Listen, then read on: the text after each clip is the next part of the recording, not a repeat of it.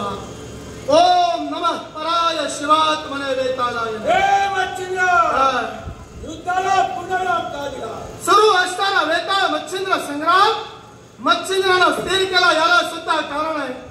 याच्या अगोदर सुद्धा पूर्ण 1 दिवस आणि 1 रात्र वेताळ मच्छिंद्र संग्राम घडला गेला आणि त्यावेळी या विश्वाच्या हितासाठी तुझ्या आणि माझ्यात एक तह घडला गेला आणि त्या तहाची पुनरावृत्ती नाईलाजाने मच्छिंद्र तुझ्या समोर करतोय.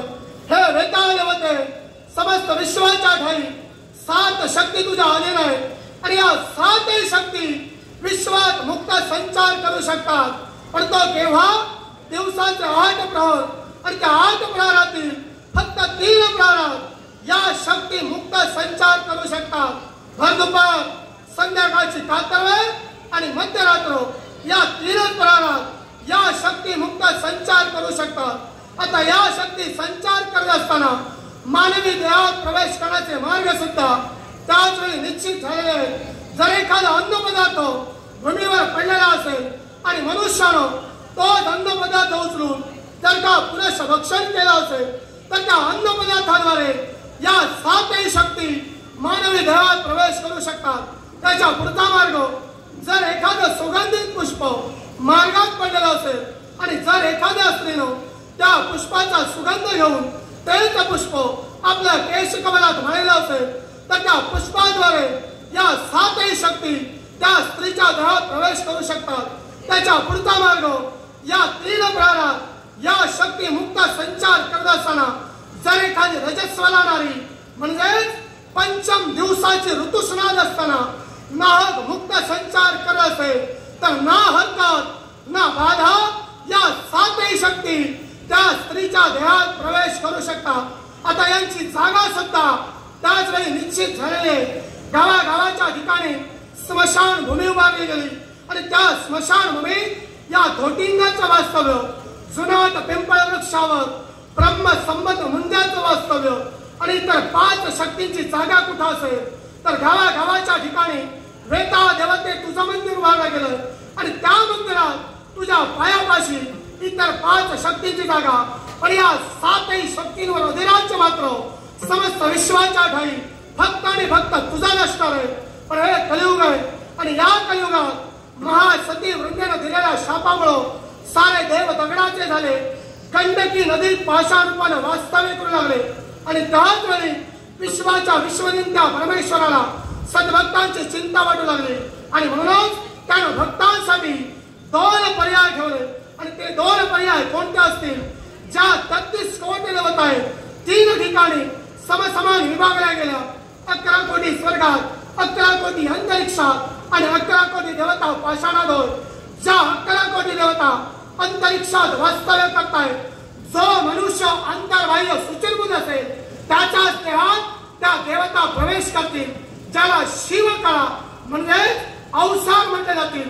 पण याचाच उपयोग काही जण स्वतःचं पोट भरण्यासाठी करतायत, स्वतःचा स्वार्थ पूर्ण करण्यासाठी करतायत आणि म्हणूनच परमेश्वरानं दुसरा सतेज पर्याय ठेवला. आणि तो पर्याय कोणता असेल? गावागावाच्या ठिकाणी ग्रामदेवतेचं मंदिर बांधलं गेलं आणि त्या मंदिरात ग्रामदेवतेची पाषाण स्वरूपानं पूजा अर्चा करण्यात येऊ लागली. ज्या 11 कोटी देवता पाषाणात वास्तव्य करतायत त्याच देवता त्याही पाषाणात वास्तव्य करतील. सद्भक्त आपलं घराणं घेऊन त्या पाषाणापर्यंत येतील आणि त्याच पाषाणाला कौल म्हणजे प्रसाद लावले जातील.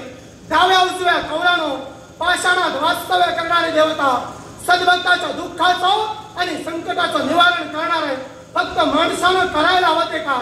आपल्या ग्रामदेवतेवर, आपल्या कुलदेवतेवर निस्सीम विश्वास आणि श्रद्धा ठेवायला हवे.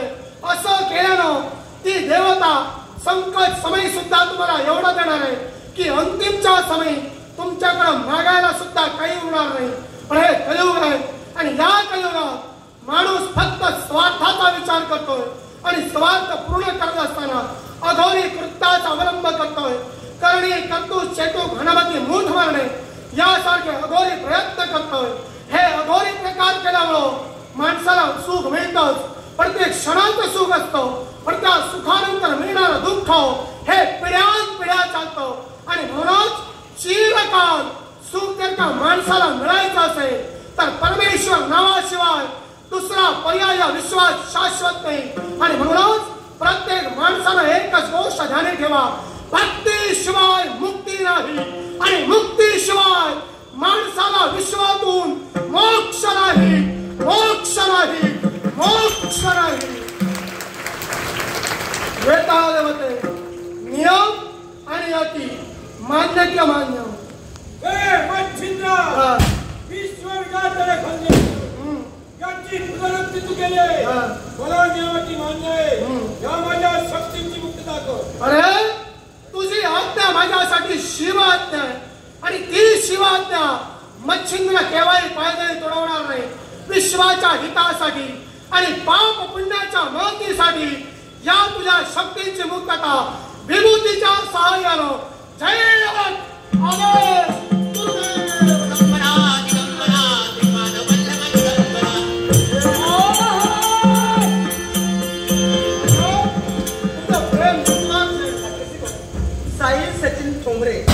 साई सचिन ठोंबरे स्वार्थ आणि या प्रेमाचं रूपांतर अशी बाई कांद्याला पद्धतीने व्यवहार